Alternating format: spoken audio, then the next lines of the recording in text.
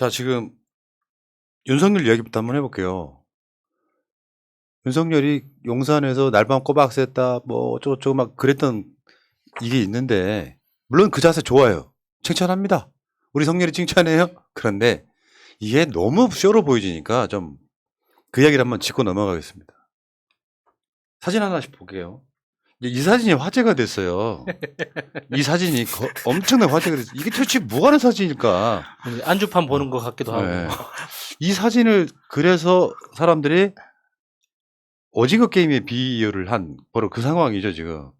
그러니까 뭔가를 쳐다보고는 있어. 근데 왜 이 사진이 만들어졌는지는 설명을 하지를 못해. 정말 저렇게 깔맞춤을 하려고 해도 힘들죠.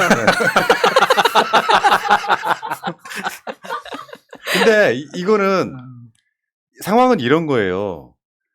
용산에 재난위기관리센터가 만들어진 거예요. 이게 사실상 개통식이었던 거예요. 네.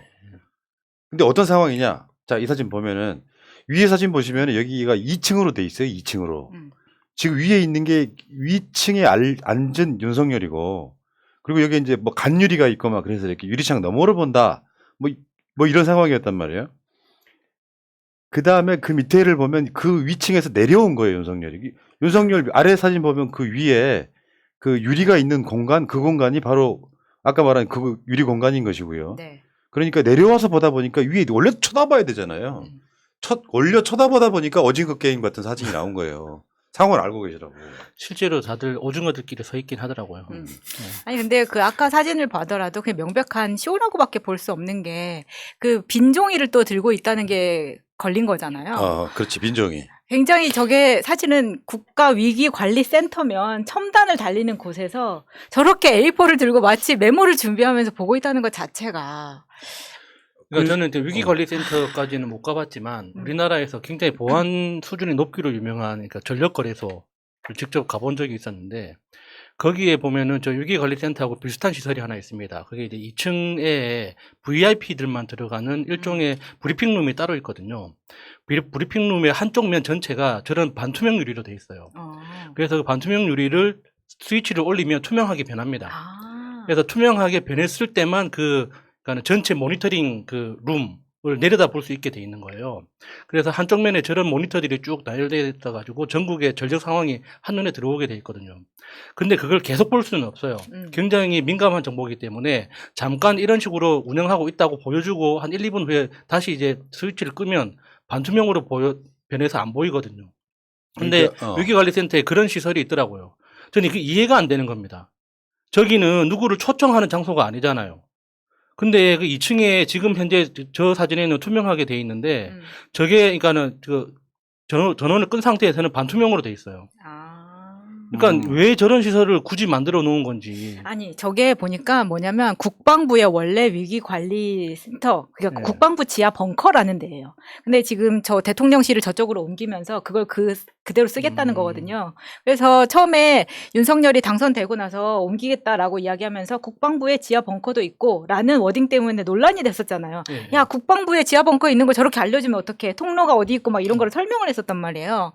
근데 저 지하 벙커가 그래서 지하 2층과 3층에 있는 건데 보통은 저 벙커가 그러니까 VIP들이 아까 야수님이 이야기한 것처럼 보는 것은 2층에서 전체적으로 보는 거고 아래층은 원래 뭐 노트북이 쫙 깔리면서 사람들이 자기 노트북을 보고 실무를 하되 전반적으로 어떻게 돌아가는지를 VIP 상황판을 보면서 준비를 하는 거거든요. 그렇구나. 네. 러시아가 그렇게 상태가 되어 있습니다. 근데 그게 지금 안 되는 상태에서 지금 보시는 것처럼 그 고개를 저렇게 쳐들어서 본다는 거는 이미 VIP나 대통령이 들어와서 보는 상황판이 아니라는 걸 보여주는 거죠. 그렇죠. 네. 그러니까 요거는 무리하게 청와대를 나오면서 청와대 지하 벙커에 만들어져 있던 시스템을 대체하는 건데요.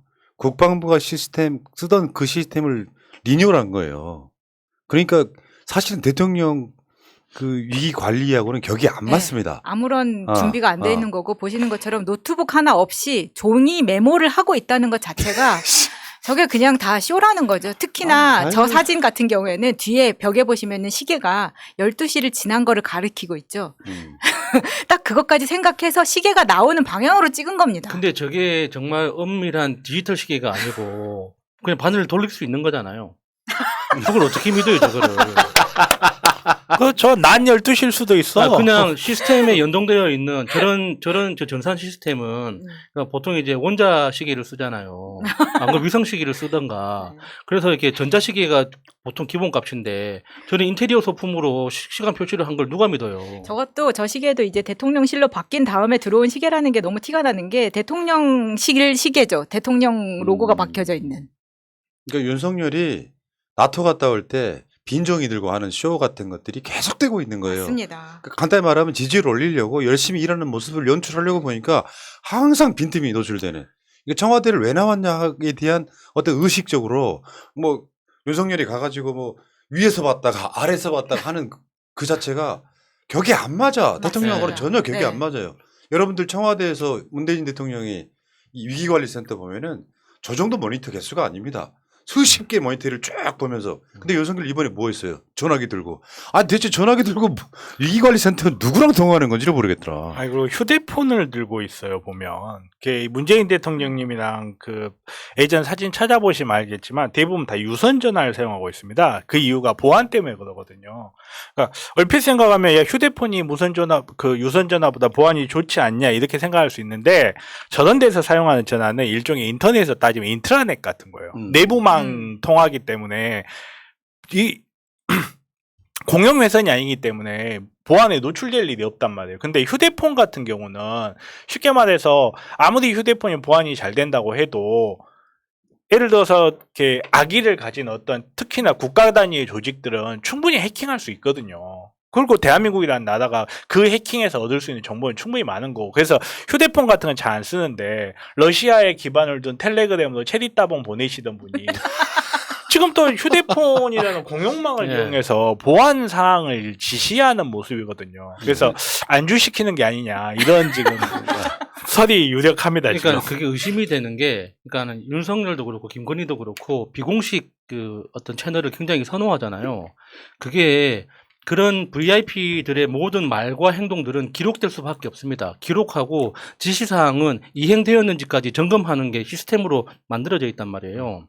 그러니까 그 공용 그 전화를 통해서 지시를 내리면 그게 대화를 하든 지시를 했든 모든 게 기록되고 그 지시한 게 이행되었는지까지 보고서를 만들어야 된단 말이에요. 그러니까 그게 두려울 수 있는 거죠. 내가 만약에 이걸로 했다가 내 지시가 나중에 내가 책임져야 될 상황이 돌아오면 어떡하지라는 그런 공포심이 깔려있는 행동 같아요. 아, 그리고 이전 정부에서 통하는 거 보면 다 유선 전화를 쓰잖아요. 예, 예. 아니, 무선 전화가 없어서 쓰는 게 아니잖아요. 그리고 뭐 하다못해 하우스 오브 카드 같은 데서 미국 영화 같은 데서 보면은 백악관의 그 NSC 뭐 이렇게 국가 관리하면은 문 두께가 이 정도 합니다. 예. 다 안 들어오면 닫아요. 그러면 그런 데서 이 핸드폰이 터지겠어요? 지금 핸드폰 터지는 것도 웃기는 저도 거거든요. 궁금해요. 왜냐면은 우리가 그 고급 공연장 가면은 아예 핸드폰이 안 터지게끔 만들어. 근데 여기서 핸드폰이 터진다는 게 더 웃긴 거죠. 그렇죠. 여기 전화기를 들고 있어요. 저기 있잖아요. 순대볶음 3인분. 그러니까 이게 적당히 좀 하지 웬만하면. 이게 우리는 보여. 모자란 애들은 지들끼리 쇼가 통해. 이거 우리 윤석열 대통령님 열심히 일하시네. 우리가 보기엔 쇼하는 거예요. 그 핸드폰이 터지면 저는 그 핸드폰만 살 겁니다. 여기까지 하시고요. 자, 쇼였습니다. 쇼!